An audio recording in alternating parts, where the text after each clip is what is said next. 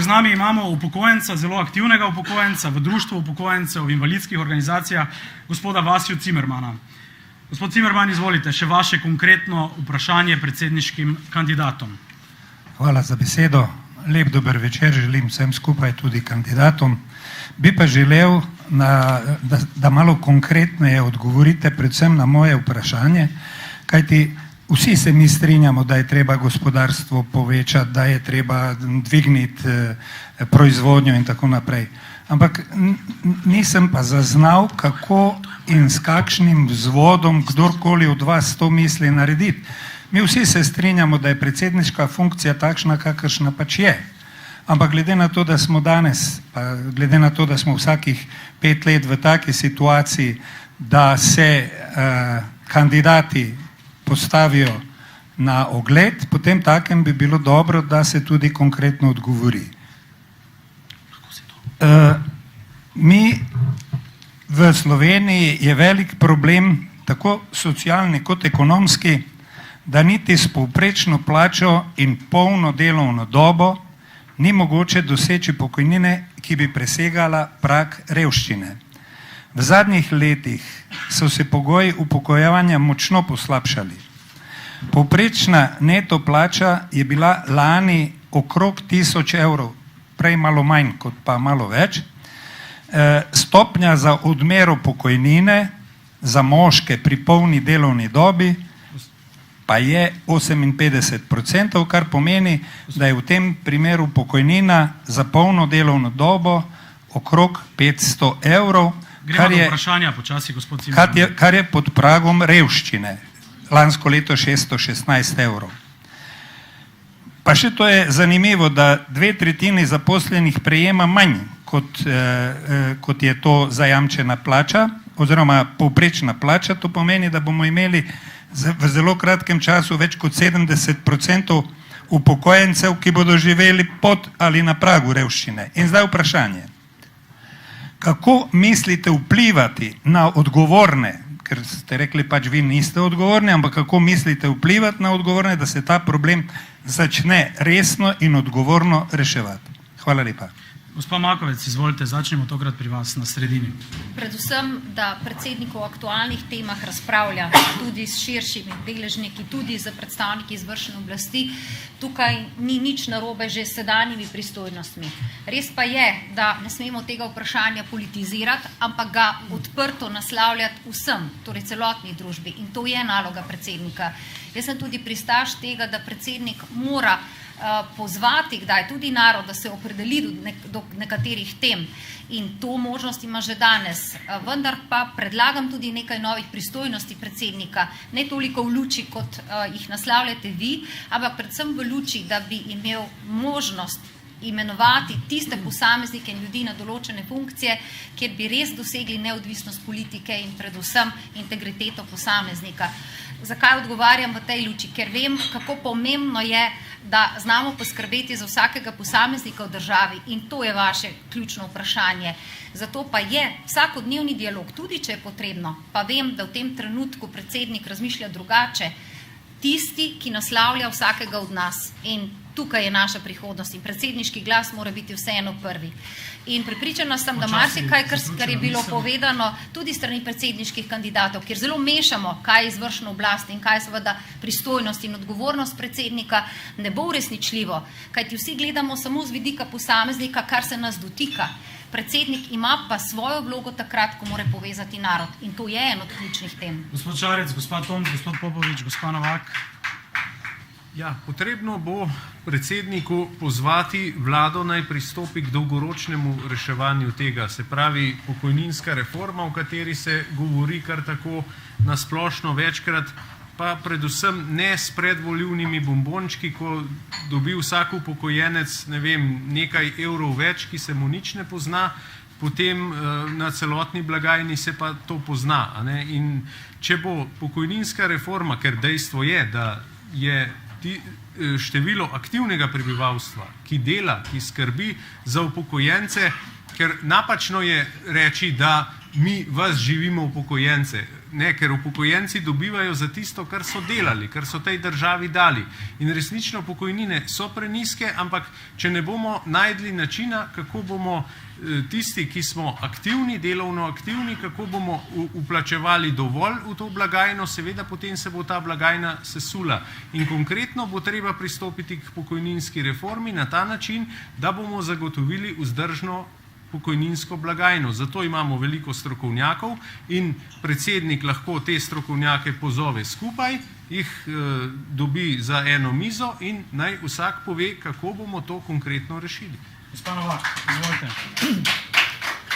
Ponovno bom poudarila, da najboljša socialna politika je dobro delujoče gospodarstvo, ampak kaj lahko mi kot politiki naredimo? Država, vlada mora vzpostavljati čim boljše pogoje za to. In jaz kot politik, kot aktualna poslanka v Državnem zboru si za to nenehno prizadevam. Celo več, mi smo vložili kar nekaj zakonov v spodbudo gospodarstva, pa jih je žal koalicija zavrnila, pa bi bili zelo dobri.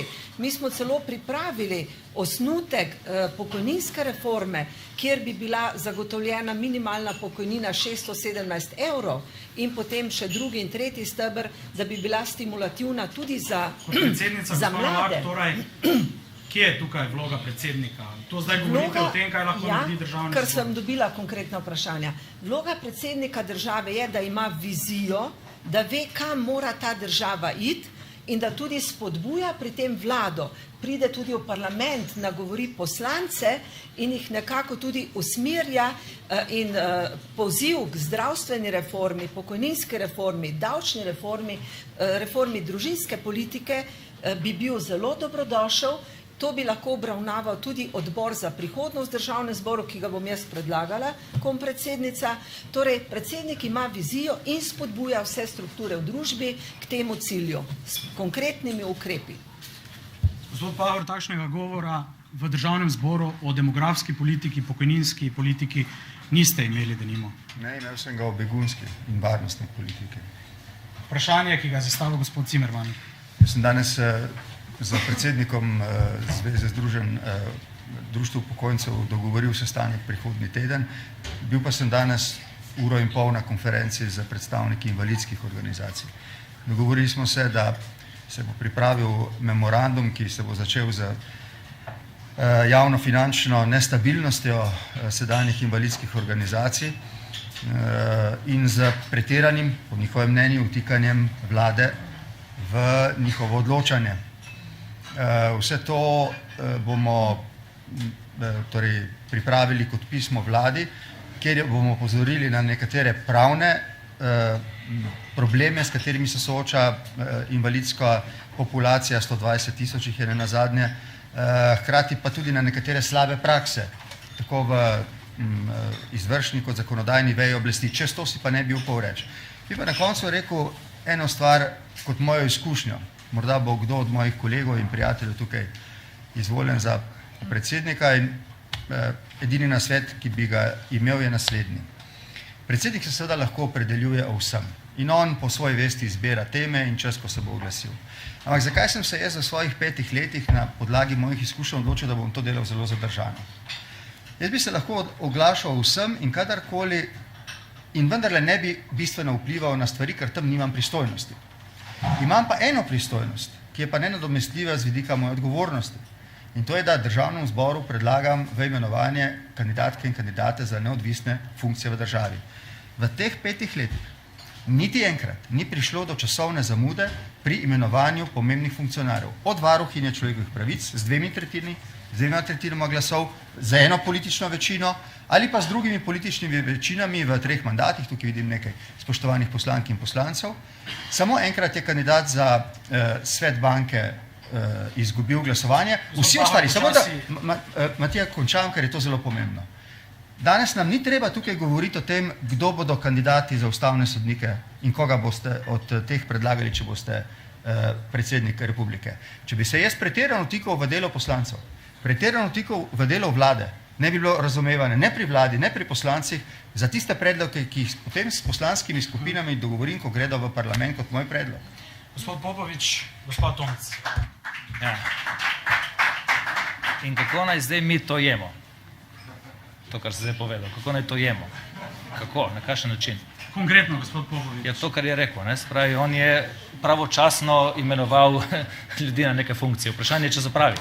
Dejstvo pa je, da še vedno, jaz upam, da smo vsi edini. Gospod Cimerman je spraševal o težavah. Ja, seveda, samo jaz sem zdaj gospod starostnikov. Ja, zdaj naj povem. Lejte, jasno, mislim, da je jasno, da kriminalno mreže vodi to državo. Jaz mislim, da je to že vsakemu jasno v tej državi in da tudi na tak način bremza.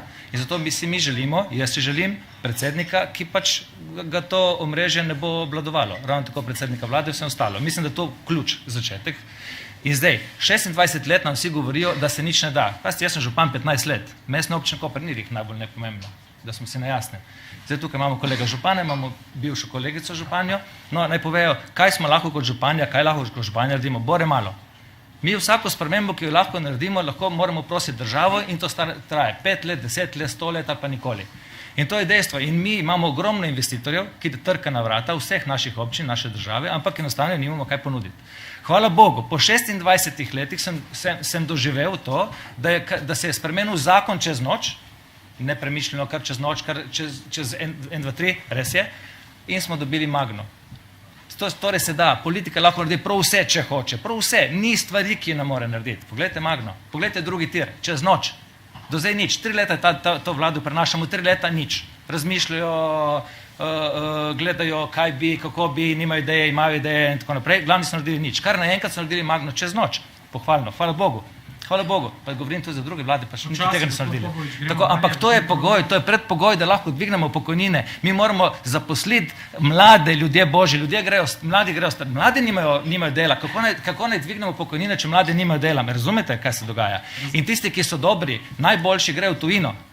Se izšolijo in grejo v tujino. In če bomo mi imeli... Zdaj smo imeli vprašanje za neko drugo... Delovna mesta moramo odpirati. To, kar se je zgodilo z Magno, moramo narediti, da tudi naši podjetniki lahko na isti način, tudi njih moramo subvencionirati, tudi njih moramo spremeniti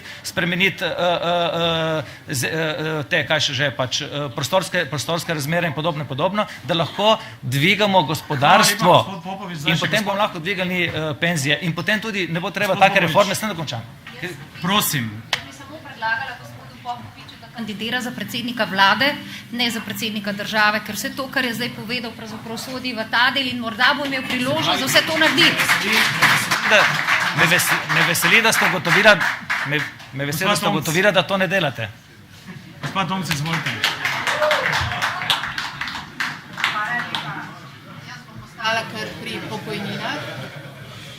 Bom ostala kar pri pokojninah in mislim, da pokojnine oziroma višina pokojnin ne bi smelo biti politično vprašanje, ampak je to vprašanje za več kot 600 000 upokojencev, ki jih imamo ta hip v Sloveniji, in absolutno se ne strinjam s tem, da je pokojnina socialni prejemek, ker to ni, ampak je rezultat preteklega dela. In vprašanje demografske ogroženosti Slovenije in vprašanje padanja pokojnin, ki bodo padale še naprej, je eminentno vprašanje, na katerega bi se moral predsednik oglasiti, ker gre za ljudi.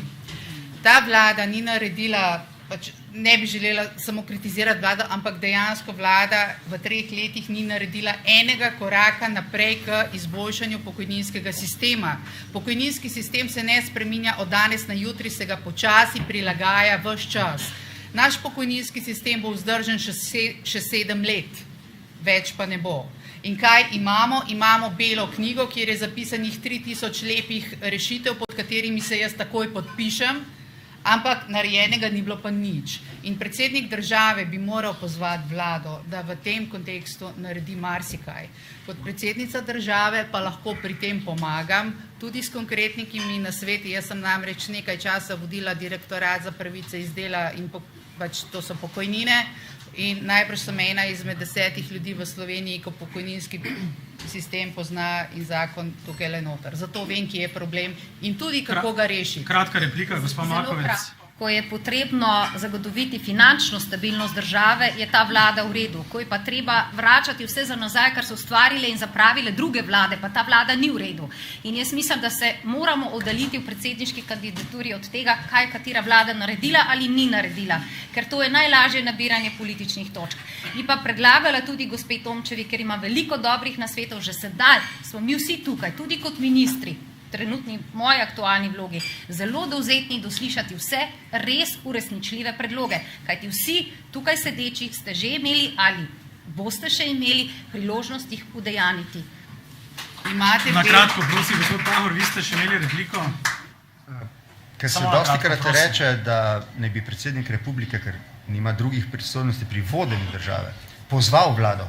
Vas vprašam, kaj bo storil, ko se vlada ne bo odzvala ali pa bo zavrnila njegov poziv? Na kratko. Pozval še enkrat in še drugič in še tretjič. In če je moralna avtoriteta in politična avtoriteta, ga bodo poslušali. Gospod če pa ni, ga Popovič, pa ne bodo. gospod Makovec.